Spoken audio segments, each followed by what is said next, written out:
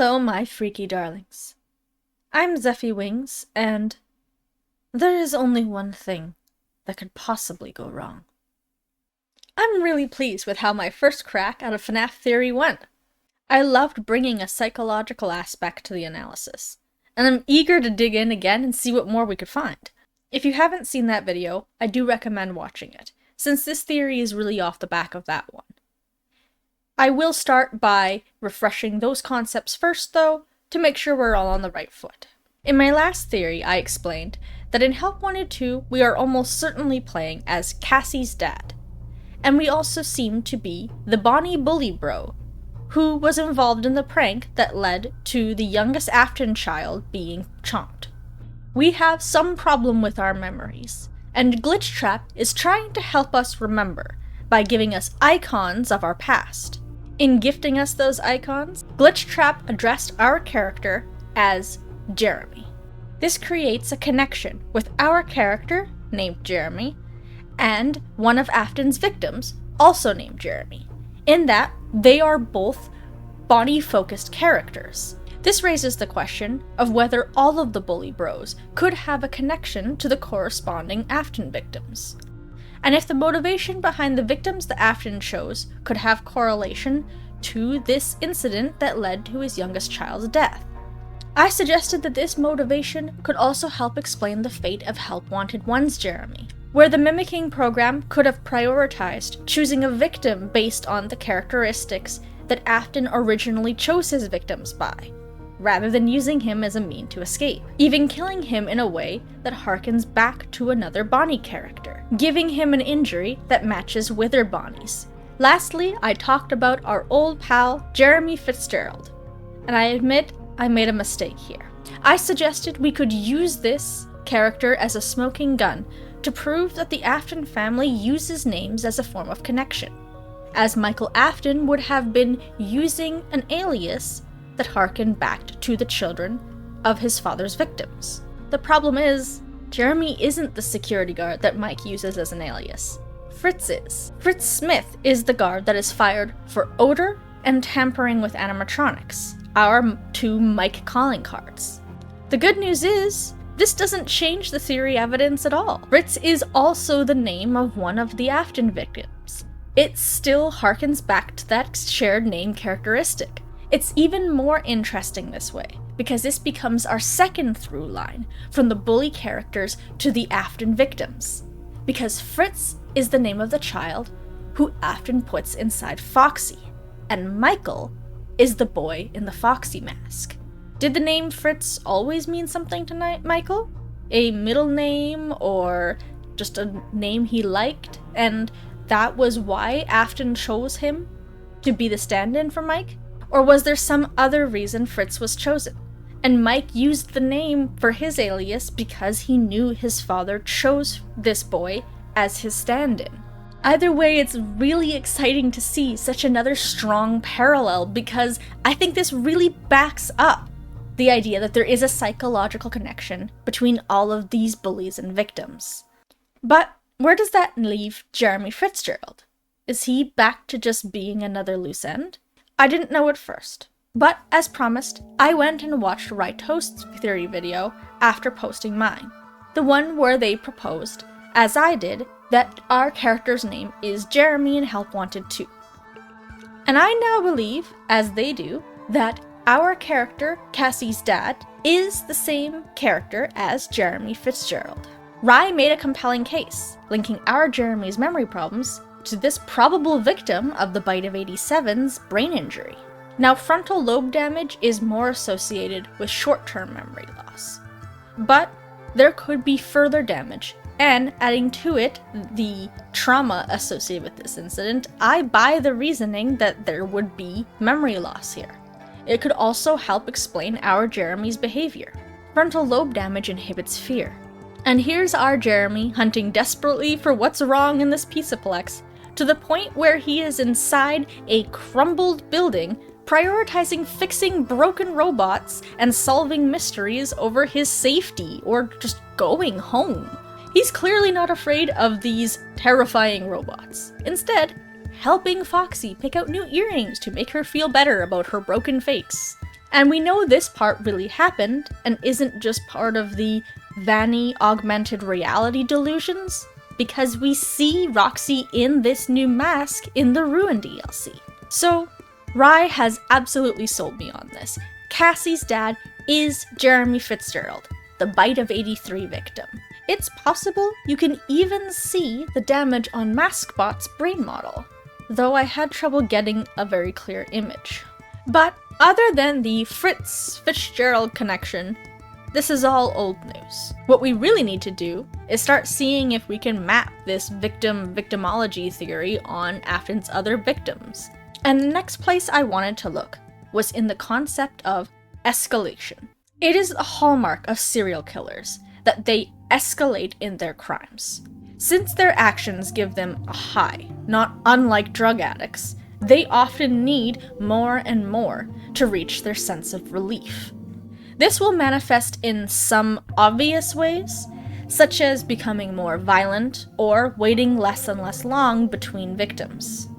But there are also some somewhat surprising ways this can show, such as beginning to stray from their ritual, their victimology and methodology, as their killing itself starts to become more important than the original cause. Because we now have a very good idea of the order of Afton's crimes, we can use that to try and find more details about the victims and the methodology. I started with the Whithered Animatronics. Since Silver Parasol Jeremy's death mirrored Withered Bonnie, I wondered if Child Jeremy's death could mirror it as well. Could the damage on the Whithered Animatronics indicate in some way the damage done to the child that Afton put inside? At first, this seemed promising. There is a clear sign of escalation here. Freddy is not too badly damaged, Foxy a little more, Chika has her hands ripped off, and Bonnie, as we know, is missing not only one arm, but an entire face. The problem is, this is in the wrong order. We know now from the graves that the order is Chika, Foxy, Freddy, Bonnie. And even if you don't believe this new evidence, which I fully do, we are all certain that Chika was the first. By the laws of escalation, she should be the least damaged. But Freddy is far and away the most intact. While I like the idea of the Withers reflecting the children, it doesn't really work. There would have to be some reason that Freddy and Foxy, that is to say, Gabriel and Fritz, don't show more damage than Chika. Maybe some new information will surface to help this make more sense. Or maybe there's some part of the Withereds that I am not considering. If you have an idea for that, let me know in the comments. I would love for the Withereds to get to play a bigger part, especially with the very interesting parallels. I still think this parallel is really interesting, so it'd be nice to be able to do something with it. If we don't have enough information like I was hoping to look into the violence of the attacks, the next best place would be to look into the initiation. Because we do have some information, at least one confirmed method. We know that Afton lured Susie, the Chika victim, away using her dog as bait. Susie's dog was hit by a car, and Afton approached her, telling her that actually the dog was okay and that if she came with him, she'd be able to see him again. We know this from the Pizzeria Simulator Fruity Maze minigame, where we get to see it happen. And it's also reiterated in the Toy Chika High School Years anime shorts from the Ultimate Custom Night. In these shorts, Toy Chika plots to lure the boys from her class away one by one.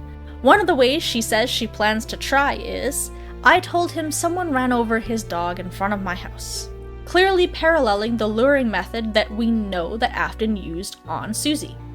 So if this anime is showing us one already confirmed method, it stands to reason that the whole point of it being here is to give us an idea on the others.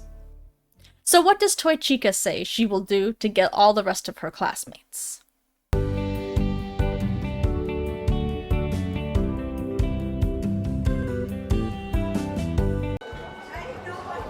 Look at that top hat. That amazing top hat. He'll be mine by the end of the day. I just know it. I told him that I needed help with my homework. But once he's there, I'll have him. And once I have him, he'll be mine forever. There is only one thing that could possibly go wrong. He'll be mine by the end of the day. I just know it. I told him that someone ran over his dog in front of my house. But once he's there, I'll entice him with warm cookies, lure him inside, invite him inside, and then I'll have him. He'll be mine by the end of the day. I just know it. I told him that my house was on fire. But once he's there, I'll tell him that I threw myself on the flames to put them out. He'll be so impressed that he'll fall for me immediately. And once I have him, he'll be mine forever. He'll be mine by the end of the day. I just know it. I told him that I've taken several live hostages at my house. But once he's there, I'll tell him that I let them go because I love him. He'll fall for me immediately. And once I have him, he'll be mine forever. He'll be mine by the end of the day. I just know it. I told him to come over later. That should be enough. And if he doesn't show up, I'll just go to his house. And if he doesn't open the door, I'll just find a window. Chimney's always an option. Or I could set the house on fire and wait for him to run out.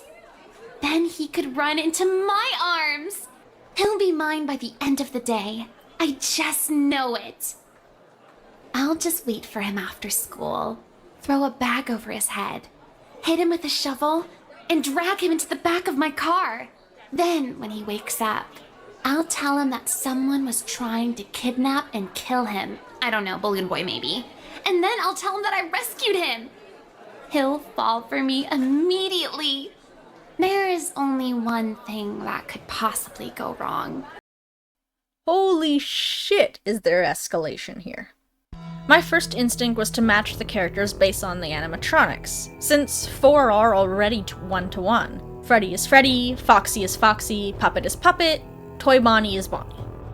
Wolf gets his dog run over, so he would be Chika, and to be fair, Chika is already a bit busy being the Undari.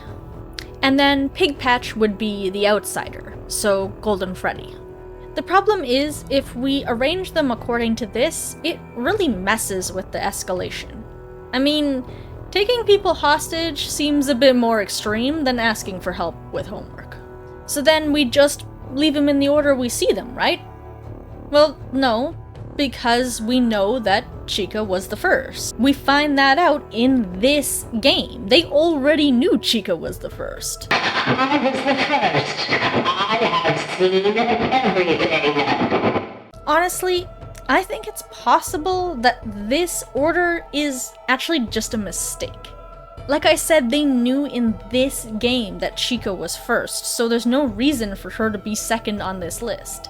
And as much as the homework trick does seem simpler than the dog trick at first, it does, from a psychological standpoint, make as much or more sense the other way around. Looking at it this way, the escalation then goes, using something personal and kindness, then asking for help with a casual task, then asking for help with an emergency situation, then a threat that someone else needs their help, and if they don't come, something bad will happen, then not even bothering to lure them away, instead seeking them out at their own house, and lastly, a particularly violent and vicious attack involving a car. So let's use this information to set the scene. William Afton has 3 children, Micheal Afton, Elizabeth Afton, and his youngest boy with no canon name. Let's use the fan-proposed Evan Afton for simplicity. In 1983, the boys are going through something. It's possible they're dealing with the tragic death of their sister by this point, or she is still alive, but they have a father who is absent at best and aggressive and abusive at worst. Evan is scared and depressed, and his brother is dealing with his trauma by being a bit of a shithead. He bullies his brother, and one day he and his friends pull a prank that ends in complete tragedy. What should have been just putting a scared child next to a perfectly safe robot winds up killing him. William loses his son, and what little grip on reality he had. He decides that someone needs to pay for what happened. But the bullies didn't set foot in Freddy Fazbear's after this, and the one that he can reach is his own flesh and blood, possibly the only one he has left at this point. He does make Micheal pay, by torturing and experimenting on him, but he can't bring himself to kill the last of his bloodline. Nevertheless, the world will learn that those children should not have gotten off scot-free. He'll punish effigies of them, put that karma out into the universe, and it will get back to them somehow. Afton picks kids around the pizzeria to represent those who killed his youngest boy. Jeremy shares a name, but there could have been other characteristics to link them. Maybe the Chika bully has curly hair like Susie, or they have the same kind of dog. One by one, as the opportunity arises, he puts on his golden bunny suit and takes them away to their fate. He sees Susie away from her friends, playing alone in an arcade because she's sad and misses her dog. Afton uses that to be sweet and kind and lure her easily into following. The next child he catches alone is Fritz, who reminds him of Micheal. He asks Fritz for some help with a small project in the back. Already his careful resolve is beginning to slip, so Gabriel is not alone, just a bit apart from the crowd, when Afton pulls him aside and asks him for help quickly because of an emergency. When he sees the boy called Jeremy, he doesn't bother to wait at all, just whispers in his ear that he better come with him or else. The problem is, as his mind deteriorates and his crimes escalate, Afton is becoming less and less careful. The last two victims were seen speaking to a yellow rabbit before they disappeared. So while they can't prove anything yet, especially with the bodies still missing, Afton and the restaurant are under investigation. He can't go back to his old hunting grounds, and that should have been okay. After all, his cause is done now. A substitute for each bully has been killed, but Afton is too far gone now. He needs these crimes now, more than the cause itself. He rationalizes that he must not be finished. People aren't getting the point yet. Without his hunting grounds available, Afton went to the house of a child instead of waiting for the opportunity to lure them. He killed someone that did not represent one of the four bullies. Judging by the jerking and twitching, he shoved a still-alive Cassidy into a spring-lock suit rather than just using an animatronic as a hiding place after a fact. This was not the original plan. This one he should not have killed. But he just can't stop himself anymore. Finally, all pretenses are dropped. Charlotte has nothing to do with his cause. He just takes his rage out on someone he hates, the child of the business partner who failed him. He doesn't complete any part of his ritual. No bunny suit, no hiding a body in an animatronic. The escalation is complete. I really like how using the luring methods we know completes the narrative of a serial killer in a spiral. It doesn't prove that it's rooted in the death of Evan, but seeing the clear escalation does tell me we can use the psychology of serial killers to help us inform our story. My favorite part of the theory is that this escalation gives meaning to Cassidy being the one he should not have killed, because obviously he should not have killed any of them. But this means that to even Afton himself, his self-justifications are unraveling. There are remnants of his killing ritual remaining. We don't know if he used his bunny suit or not, but we do know he still used an animatronic, the Springlock Freddy suit. Perhaps using Golden Freddy was a last-ditch effort to connect it back to his original cause. Perhaps it's just that's what convenient tool he had lying around that he knew how to use and was comfortable with. And there have been references lately to Cassidy and her attack possibly being at her house. I won't go too deep into it here, so I recommend this Right Host theory for more detail, but in a story from the Tales of the Pizzaplex called Drowning, it describes a girl who resembles Cassidy as having died in her family home. And Charlotte, his last kill according to the Grave Order, has no pieces of the ritual left. Hers seems like a crime of passion and convenience. Charlotte's connection to the puppet was a complete fluke. The puppet itself seeks her out to try and save her. I still want to be able to map the bullies onto the children more, but I'm not sure if it's possible with the amount of information we have on them right now. My eyes will be peeled for something I can latch onto in upcoming games, and in the books as I make my way through them as fast as I can. Being a FNAF fan is pricey these days. In the games we have now, there could be some threads left to tie. Like, it's still weird to me that the method of retrieving one memory doll is so important, but the others seem so random. Chicken lemon coffee candy drink is no 1983. If you have an idea, drop me a line in the comments or hit up my Discord, link in the description. Subscribe to make sure you don't miss it when I have that magical breakthrough that solves everything and tells us all the answers, a thing that I'm totally sure will definitely happen. Otherwise, just let me know your thoughts. And remember, buildings burn, people die, but the internet is forever. Bye now.